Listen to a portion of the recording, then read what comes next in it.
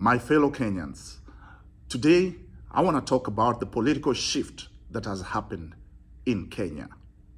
Yes, there has been one, and a lot of people are confused about it. The politicians are confused, the journalists are confused, the analysts are confused, the pundits are confused. Even those who are spreading propaganda don't even know what propaganda to sell. And because of that confusion, perhaps me too, I'm confused. And in order to understand it, I have found myself going way back. Maybe you'll go with me on this journey way back. So allow me to tell you where I'm coming from. Of course, you know, I'm coming from Kenya, but what I mean is, what do I think about this whole thing? In order to try to understand it, I found myself going all the way back to 2007. Now, we could go to 2002, you know. That's when Raila was trying to be president. Forming coalitions was tough. And in the process, he ended up saying Kibaki Tosha. And Kibaki became president. And then there was some betrayal. Raila was supposed to be prime minister, and it didn't happen. He was betrayed by Kibaki. And of course, Raila had joined government because he had campaigned with Kibaki, and having successfully helped Kibaki to achieve the presidency, and Kibaki having reneged on some promises, Raila also now decided to stay in the opposition and was planning to run for the presidency. So here comes 2007. I had no ties with Raila at that time.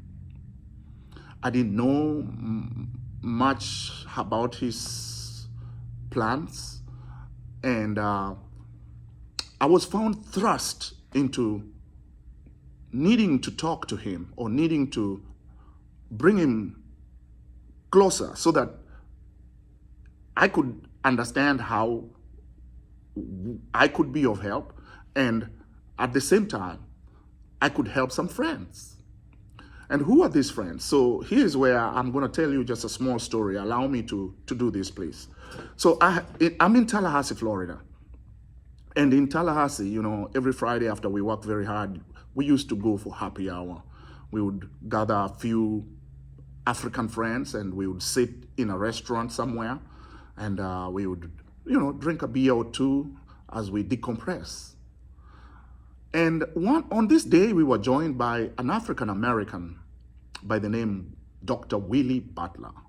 And Willie Butler is the founder, or was the founder, of the Tallahassee and African Sister Cities Commission.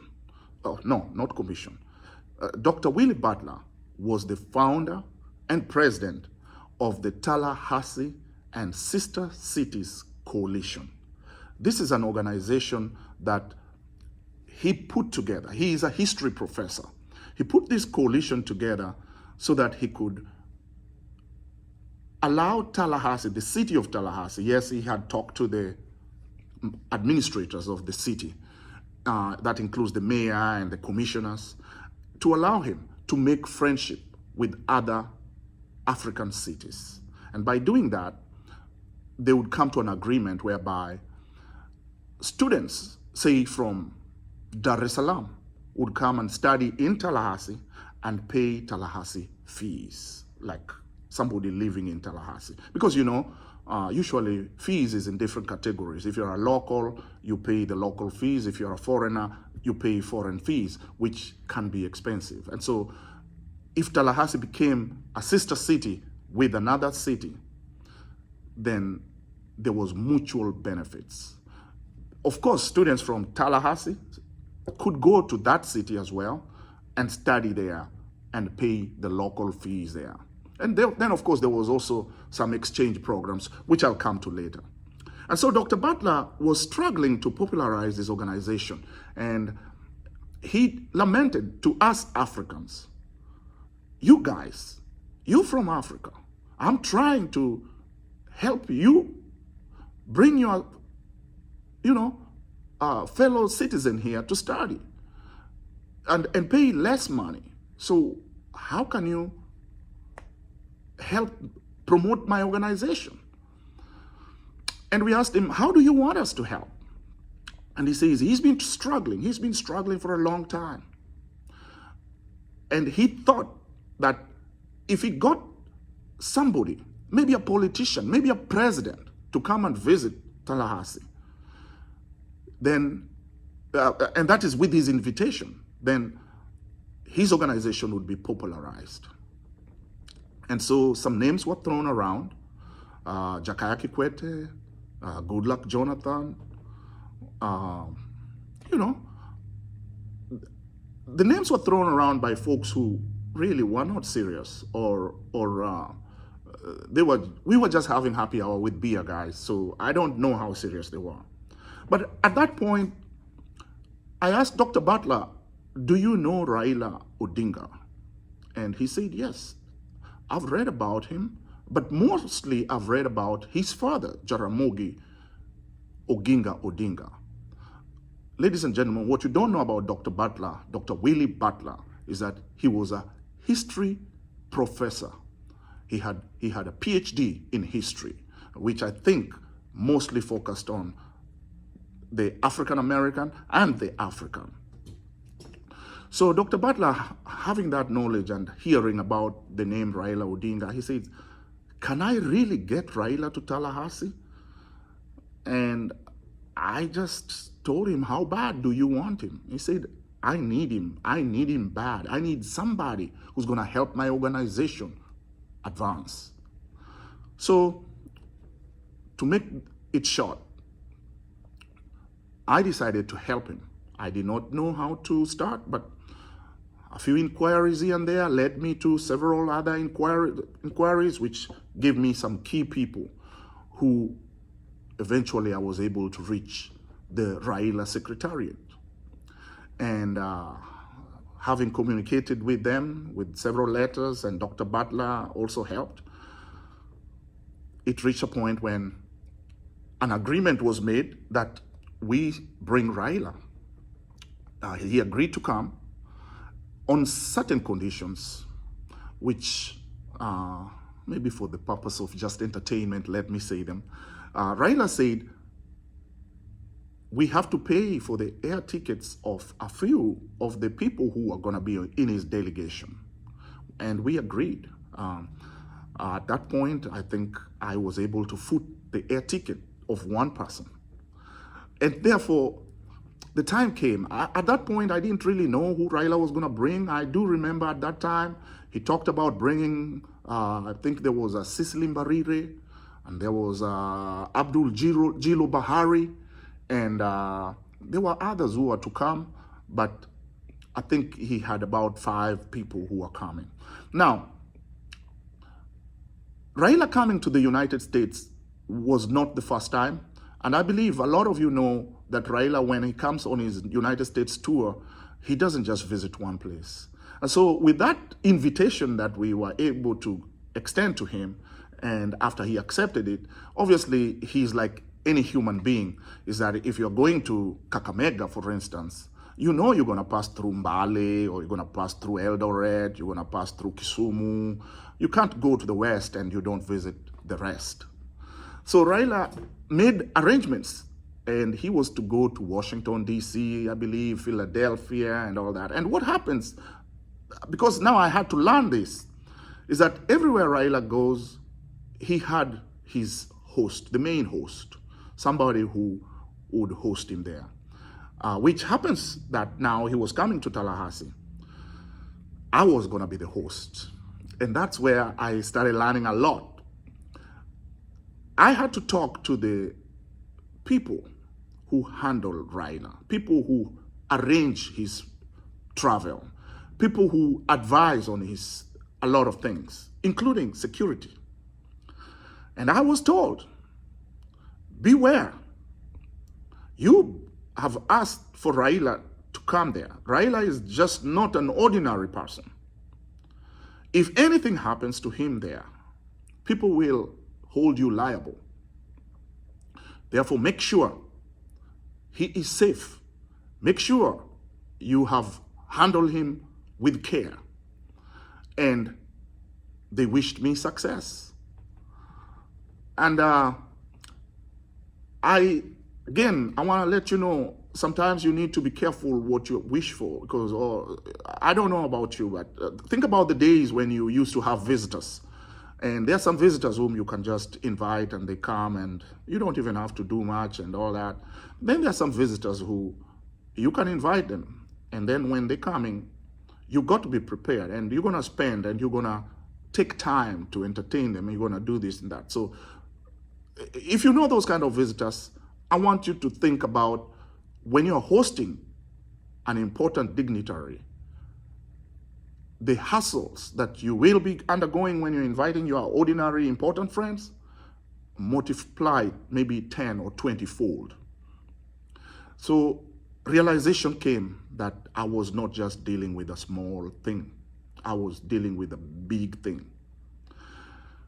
Okay, so the day came. This was in 2007, and it was in March. We had started these negotiations in 2006, and we planned it, and in March the time arrived, and I was to go and receive the delegation, the Raila, at the airport. I was with Dr. Willie Butler, and as you can see in the video, in the picture, I'm going to show it there, Raila landed in Tallahassee. And so we had to plan his stay. We had to make sure it's successful. He was going to stay for about 4 days. And he wasn't just going to come for one thing. We planned several activities. Remember, he was not coming to be my personal guest. He was coming to be the guest of Tallahassee and African Sister Cities Coalition. And so they arranged some workshops, they arranged some, presentations, they arranged several things. But before I go much further, I forgot one part. In order to get Raila to agree to come, in order to be able to penetrate the barricades of reaching Raila, it was tough to sell the idea of Raila coming. Why? Why was he coming? Why was he coming to popularize this organization? Of course, we've said it was about fees, but it was, in order to pitch it, I had to be creative. So I told Dr. Butler, these politicians, sometimes you have to make them feel important. You have to make them feel like you're giving them something that they will find worthwhile for them to visit as a politician. That's why they're politicians. And so Dr. Butler asked me, what do you mean? And I told him, can you organize for Tallahassee and African Sister Cities Coalition to honor Raila with an award? And he asked me, what kind of award? And I said, well, you know his history. You know what he has struggled for all his life. It would be appropriate.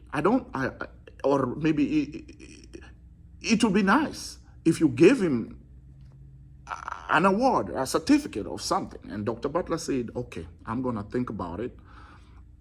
And we kind of consulted again, and an idea came that we give Raila the Africa Excellence, it was the Africa Leadership Excellence Award. And it was going to be presented on the last day of his visit in a gala. Of course, we had to create the award itself and make it look nice and present it to him and call the press and make it, shine and bling and all that. So that's where we were. Anyway, now let's go back to the itinerary when Raila arrived. At that point, Raila was just, I believe he was either a member of parliament or maybe a minister here and there. And so he wasn't in the government. He was in the opposition. And he did not require, or whether he would have required it, it was not provided. His protection, security protection here in Tallahassee, it was not provided. It was not going to be provided. So that meant that I had to drive him around. I was his chauffeur, and I was also his security, and I was his advisor, and I was his tour guide, and almost all that. So day 1, day 2, day 3, things were arranged. In order not to make the video very long, I want you to know that when Raila arrived, he had an interest to meet with the governor. And I made those inquiries. I made them in advance, and even I wasn't successful. And the reason why I wasn't successful is because Tallahassee had a Republican governor. And you know, I'm a Democrat by heart. And to be able to let a Republican governor have fellowship or receive a politician from Kenya was not going to cut it. He did not even show interest. Let me put it, it was a dead end. So on that day, there was legislation sessions going on, and Raila wanted very much to meet with the governor, and I tried while he was here. We were not successful. And so one of the things was to tour the capital. The capital city of Florida is Tallahassee. This is where the legislators make laws. This is where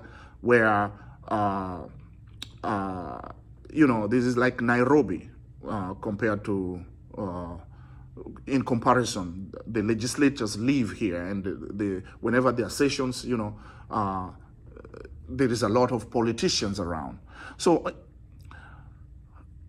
we decided, let's go to the Capitol, because there was a joint session of Congress. The House of Representatives and the House of the Senate was going to be meeting, but they were going to meet the next day. So on the day Raila arrived, they were just having like get together, meet and greet, and press conferences, and picture taking sessions and all that. And we decided, hey, let's go. However, we needed to kill a little time, so there are not many Kenyans in Tallahassee. And just out of thought, an idea came. Raila, since you are a leader in Kenya, and you are a politician, and you are development-minded, in the spur of the moment, why don't you come and open a business that belongs to a Kenyan? There was none. I had opened a business at that time called the Footability Store, which was just barely starting. And so in order to help popularize Raila, the pictures that were going to leave Tallahassee going to Kenya needed to be great. They needed to show that Raila came to Tallahassee and was productive.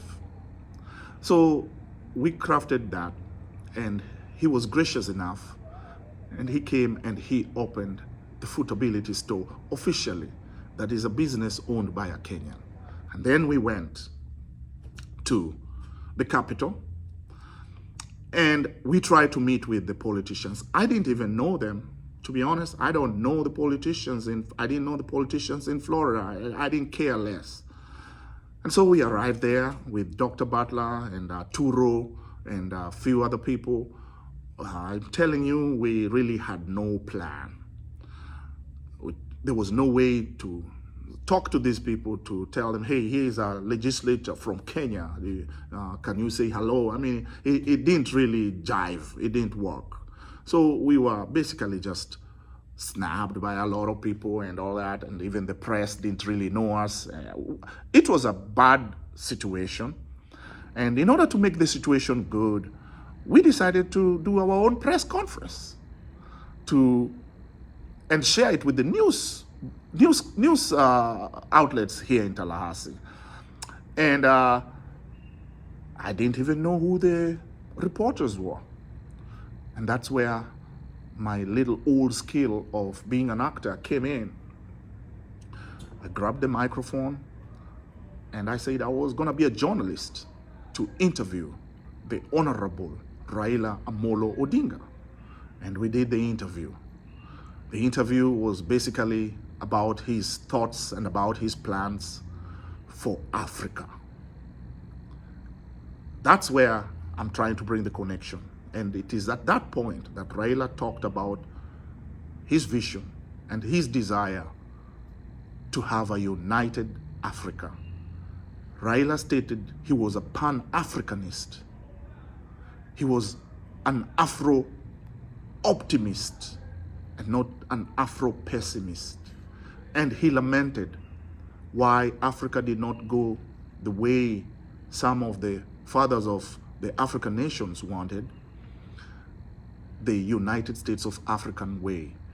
And you know, because those folks did not get their way, we ended up having the African Union, which left countries intact the way they were. But at that point, Raila lamented that he wished their fathers, the founding fathers, could have united and given us the United States of Africa. Anyway, the next day was Raila was to visit the universities where Dr. Butler was going to get him to meet the university administration. Raila was to tour and see these two universities and how it is. The trip was successful. We were able to reach Florida State University. And when we reached the president of the Florida State University, he messed us up. When I'm talking about messing up is when you have a protocol and you have a plan with a politician and you find out that the plan you had was not the best, or something happens that requires the politician to attend to something else before he proceeds with the tour that you had planned, you will have to oblige. So at that time, the president of Florida State University was a Mr. Thrasher, I believe. And he told Raila, since you are a politician, a member of parliament, a legislature from Kenya, today, the two houses are having a joint session. If you'd like, I would find a way to get you in there so that you can observe how the Congress and the House of the Senate of Florida and the House of Representatives transact business. And that was of so much interest to Raila because, you know, I did not know at that point, remember it was 2007, the vision for 2010 Constitution had not even been realized or even initiated. Yes, there was pressure about changing the Constitution, but we never knew what that Constitution was going to be. But here is Raila being told about the bicameral type of government. Raila dropped all the plans to go to the second university, which is Florida Agricultural and Mechanical University. And that was not nice to the officials of the university because we had planned a tour there. But it was in Raila's interest to change plans a little bit and go and get to see the joint session of Congress. And we did go there. And the reason I'm telling you this story is, of course, if you look at the 2010 Constitution, now we do have the two chambers. It made his thinking and his suggestions transposed to the 2010 Kenyan Constitution. So, of course, after those joint sessions of Congress, we had to go to the Florida Agricultural and Mechanical University. And of course, that ended that day.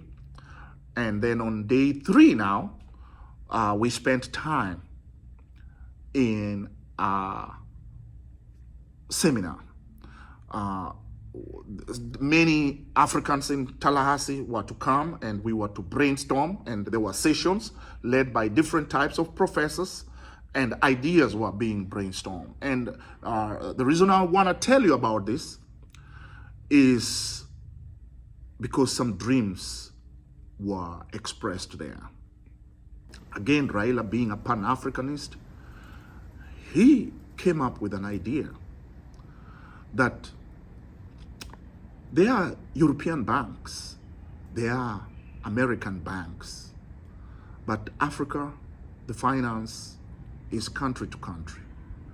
Money is handled differently, different currencies, and Africa may be lagging behind because there is no one currency that is acceptable in the whole Africa. Remember, the European Union had come up with the euro, and Africa needed something to improve trade, ease in trade. And so at that point, Raila came up, an idea came up with the development, or with the initiation of Africa Development Bank. And you know, this was a seminar, and we were to follow up, and we were to initiate and start the Africa Development Bank. Another idea that came out there was the formation of a global market for Africa, where trading would be easy, where somebody in Nigeria could easily list something and a Kenyan buys it directly there using one currency. Money would transfer easily. I don't know whether this was before M-Pesa or after M-Pesa, but that's what I'm talking about.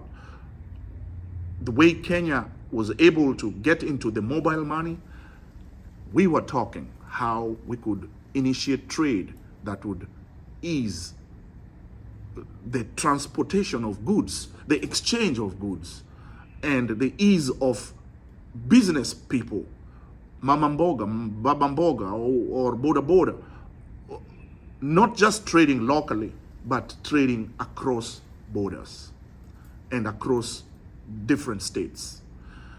And the global market platform idea came from there. Why am I telling you this? Hold on.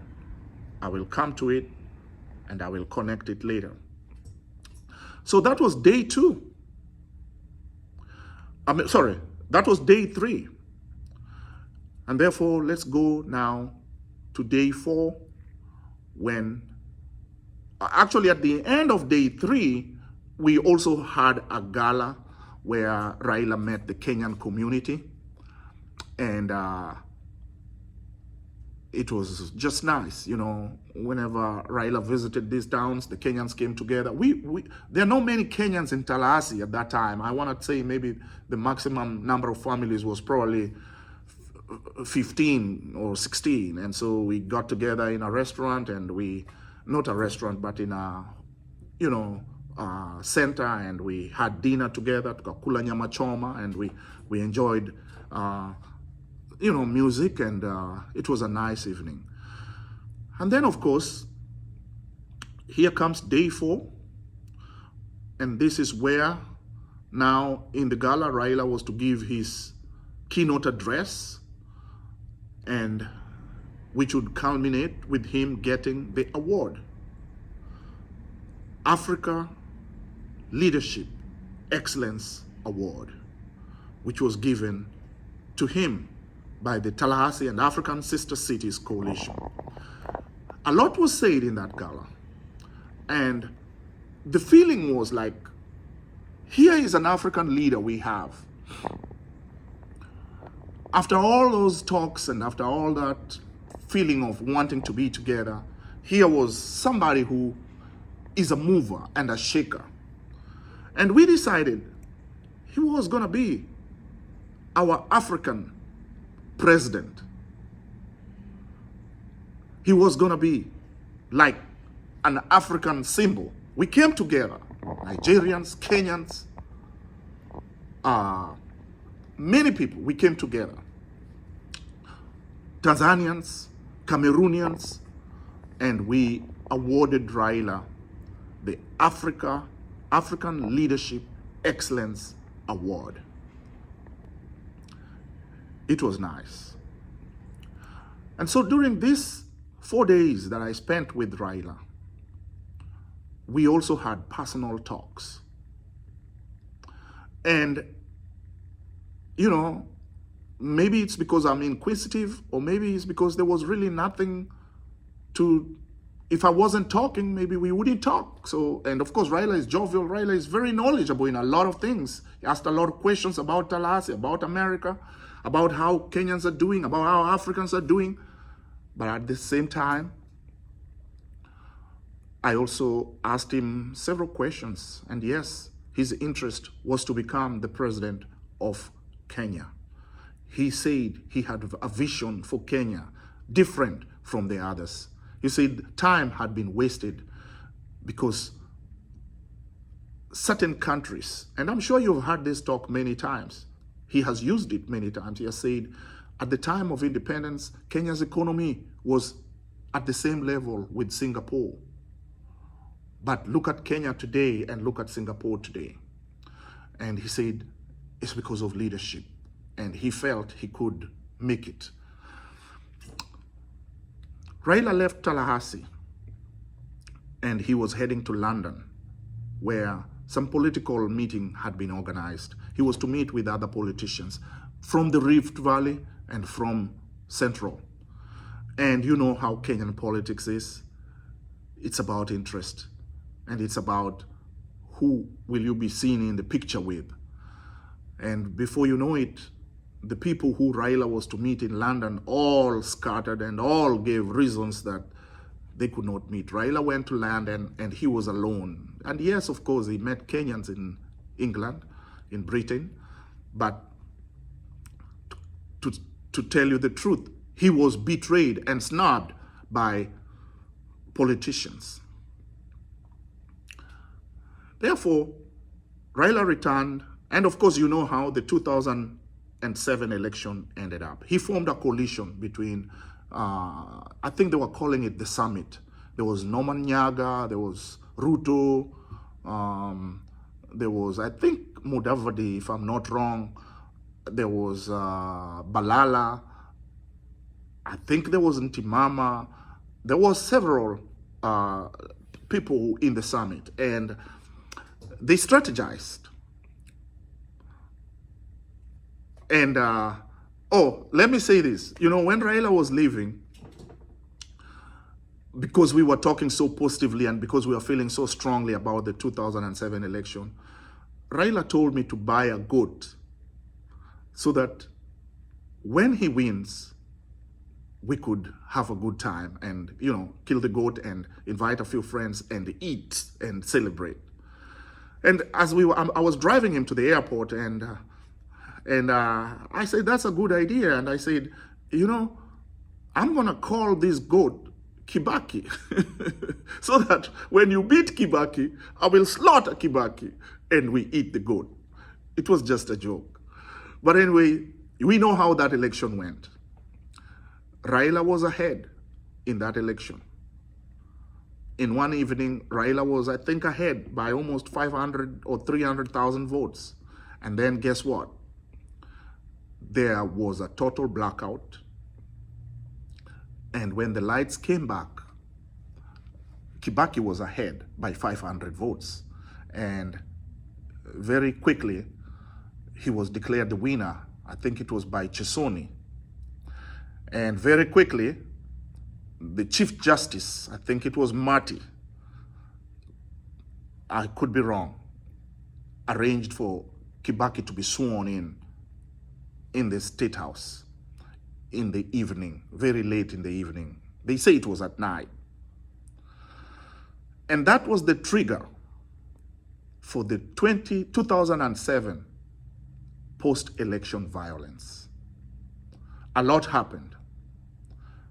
There was a lot of fighting, because it was almost certain Raila was winning that election. He had a coalition with the Rift Valley, people from Rift Valley. He had a coalition with the West. He had Western Kenya. He had a coalition with Coast. And he was about to pull it off. I think at that time, Kibaki had only a coalition with Kamba. And of course, loosely, because he was the incumbent, he had infiltrated several areas. So his vote was here and there, but it was not going to be as the campaigns were showing or as the polls were showing. There was post-election violence in 2007, 2008, and it was going to go on because the people who were on Raila's side had told him, you have been cheated before, and this time we are not going to allow these people to cheat us. Therefore, Kangumu, hold on, stay put until they agree to announce the correct results. One of the diehards, or the people who are very tough, was the gentleman who's president now, President William Ruto, because the people in Rift Valley kicked out the Kikuyus who had settled in Rift Valley. And the Kikuyus who were kicked out from Rift Valley decided to take it out on the Luos in Rift Valley areas like Nakuru, Naivasha, and then of course Kenya, Nairobi is shared, so there was clashes amongst Kikuyus and Luos. And what happened was terrible. We lost several thousands people. I think the official count is about 4,000 and something. There was a lot of people displaced, and there was bloodshed. This required the intervention of the African Union, or was it the United Nations? Because Kofi Annan was then the, was he already the ex-African United Nations Secretary General? He was the ex, and so he was, through some way, he was given the responsibility to come and negotiate. And he negotiated, and the two, Raila Odinga and Mwai Kibaki, shook hands. That brought peace to Kenya. With that peace, an arrangement was made for the two of them to share power.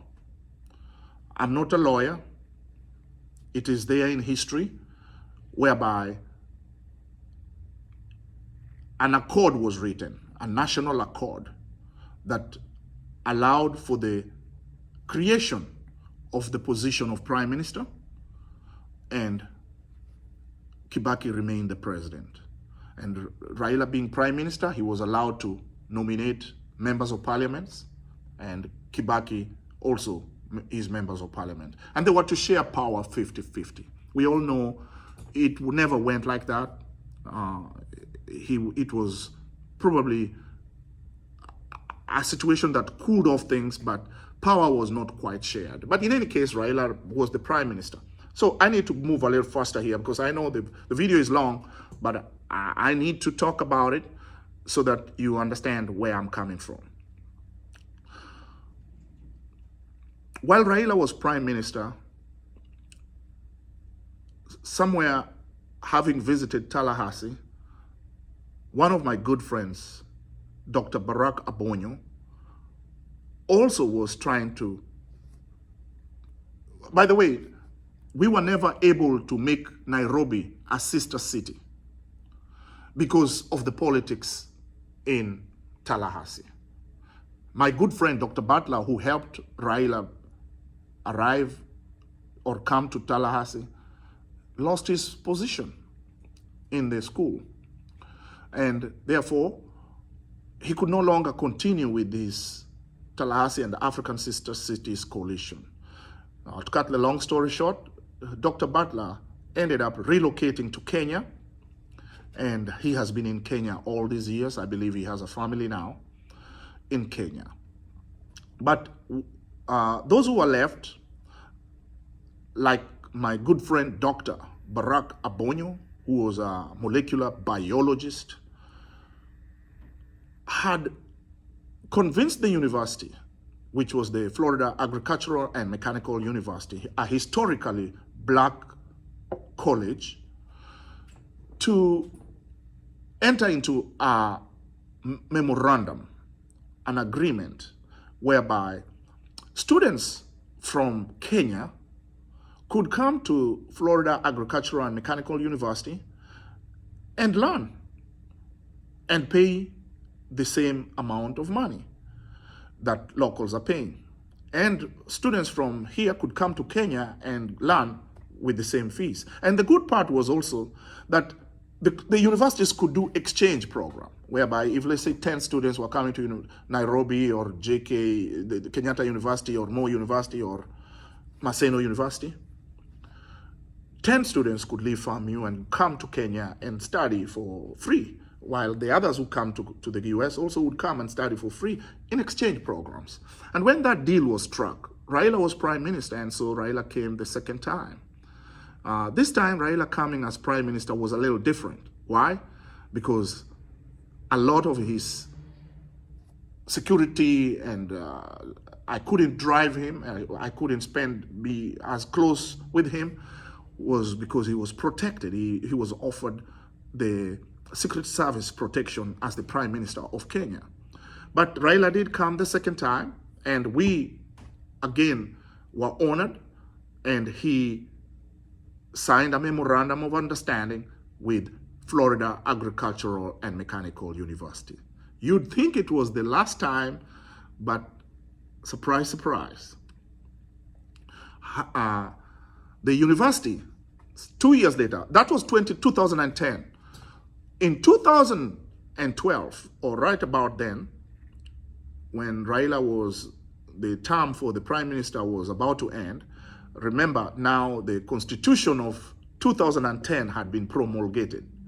And Kenya now had a constitution with a House of Representatives and a Senate.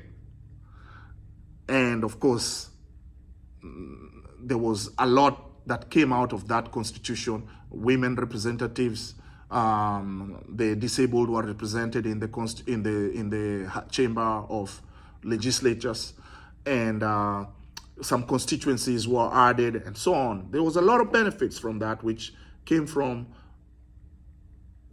a lot of study of the United States system of government. So this second time that Raila was coming, the constitution had been changed, and in 2010, so the University of the Florida Agricultural and Mechanical University wanted to honor an African. They did not necessarily want to honor Raila, but I don't work for the university, Florida A&M University. I learned about it from my friends who work there. I had a lot of friends who worked there. Dr. Moses Cairo, Dr. Barack Abonyo, and others who were not Kenyan. They wanted to honor an African with the pleasure to preside over graduation. And also, they wanted to award what you call this, honorary doctorate, honorary PhD to an African leader. And a debate ensued. Who was the right candidate? Believe me, Raila was not the only one. Then it eventually came to a contest between Raila and Goodluck Jonathan. And there are many Nigerian professors here at Florida A&M University. And one of my very good friends called Dr. Peter Kalu was very instrumental in nominating Raila Amolo Odinga to be awarded the honorary PhD. Dr. Kalu turned down his own president, who was Goodluck Jonathan, in favor of Raila Odinga, because he read about the achievements or how hard Raila had fought for that. Remember, through his struggles, multi-party came into board. Through his struggles, Kenya now even had a more democratic constitution, which was even honoring women.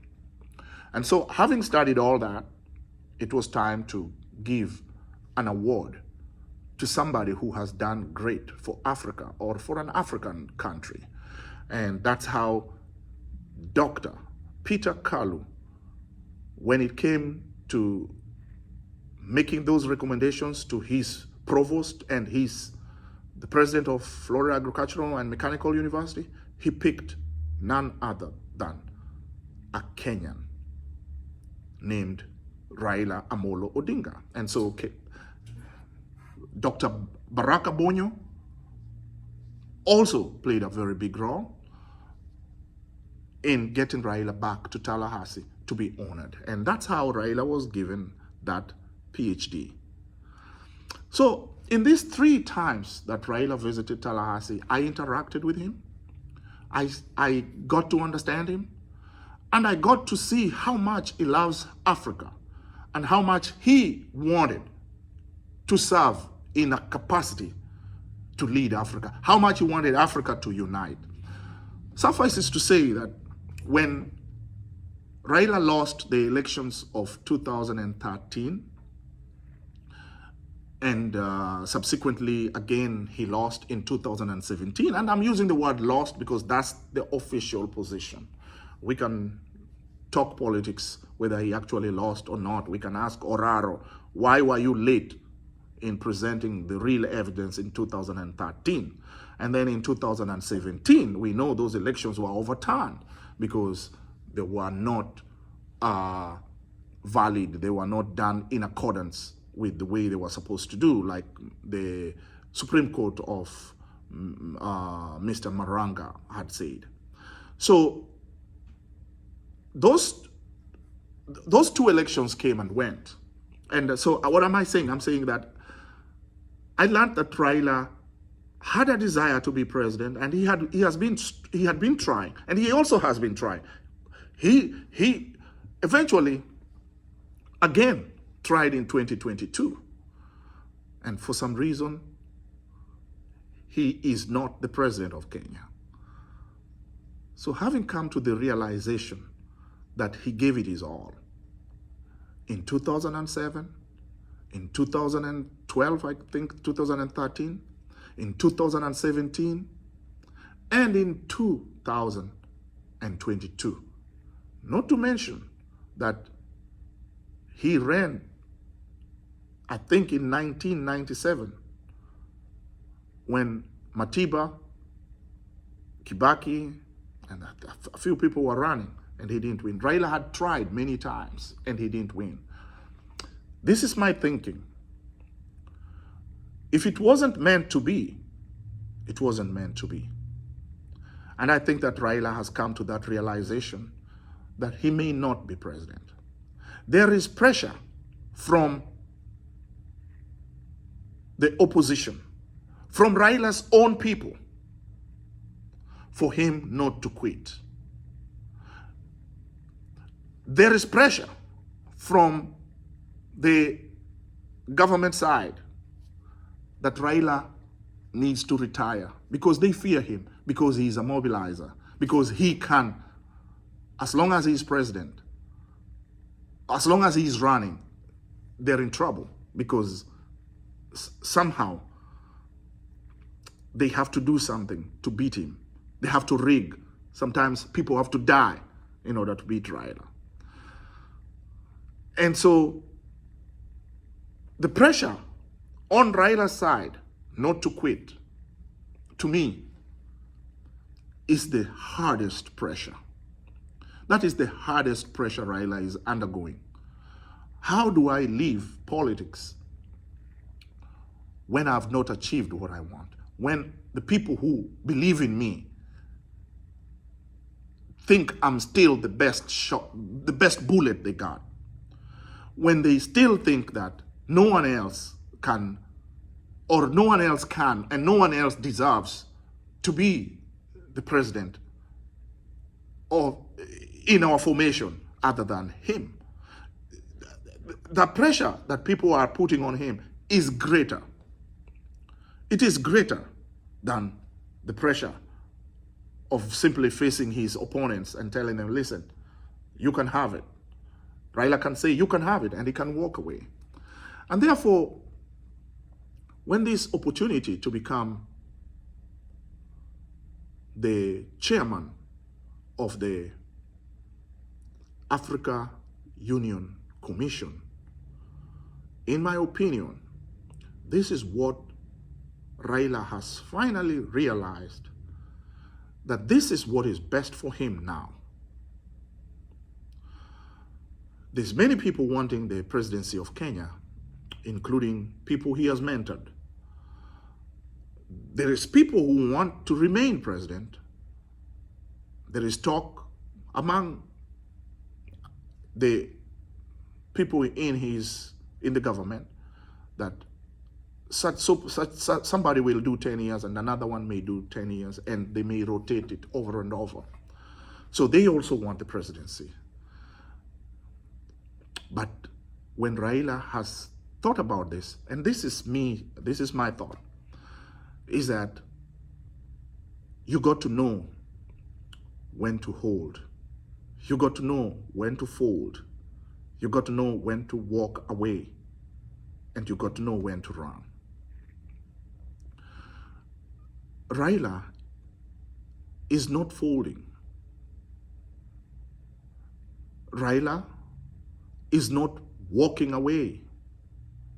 Raila is not running. It's just a change of strategy. It is just how best can he be effective for his legacy? What can he leave this continent for people to realize what his dreams were? And that's what it has taken him way back to the need to make Africa the greatest planet on earth. To make Africa catch up with the first world. To set it up such that the third world will overtake the first world.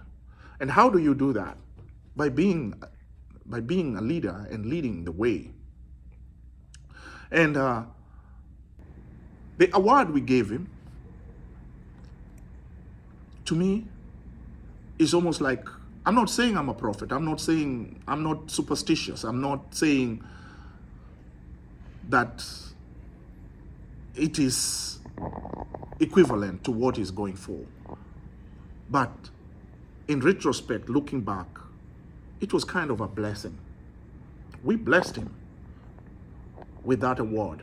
We, the Africans in Tallahassee, gave him that award. Not because of preference, but because we saw what he actually can do, because of what he could do. In that conference that we had, there was talk, and that's where I'm coming to end this talk here with. Formation of the Africa Development Bank, which was charged to my good friend, Dr. Baraka Bonyo. The dream isn't dead. it can still be achieved. When it comes to the global market, I formed it. I tried to put the foundation for a global merchants trade platform where no matter where you are in Africa, you can list your products, your services, your real estate, or your media, be it movie, be it books. You can list them and we can sell them. What we came up with was something that was like Amazon, YouTube, Barnes & Noble, and all those places that you can sell, eBay, Etsy, combined for Africa by Africans. For Africa by Africans. FABA, if you may take that. For Africans by Africans. A global merchants trade platform. I made it. And I called it It's Alright. And I tried to reach Raila to launch it. But sadly, I wasn't able to. Because at that time, Raila was running for the presidency this past time, and he was very busy, and I could not break through to the people who are singing Raila the Fifth, Raila the Fifth. The people who came close, who were so sure he's going to win, could not grant me access to Raila Odinga to launch the Global Merchants Trade Platform. I still have it. It's still open. And perhaps the dream it's not dead. There is still time for us to achieve that, but that's on a personal level and on what we had discussed in our seminar or that we had. The ideas, we put them down. And so as Raila is now heading for this, what's going to happen? There is going to be confusion. There's going to be confusion in the people who, well, traditionally, the protagonists, the antagonists, and the protagonists. There's going to be confusion. Who's going to take over? To be honest, to me, it's better that Raila steps aside in this regard so that Mother Nature will allow the best people to lead, to step up. It is so nice that Raila is stepping out to go and become something for Africa. I'm not saying he's got it. I'm not arrogant. I know sometimes we have been accused of being very arrogant. I'm not arrogant. We've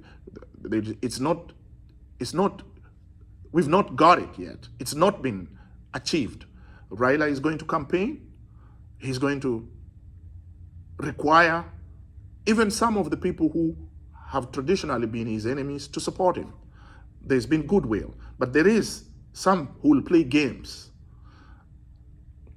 And the idea is for him to clinch and be the Africa Union Commission chair. We wish him a success on that.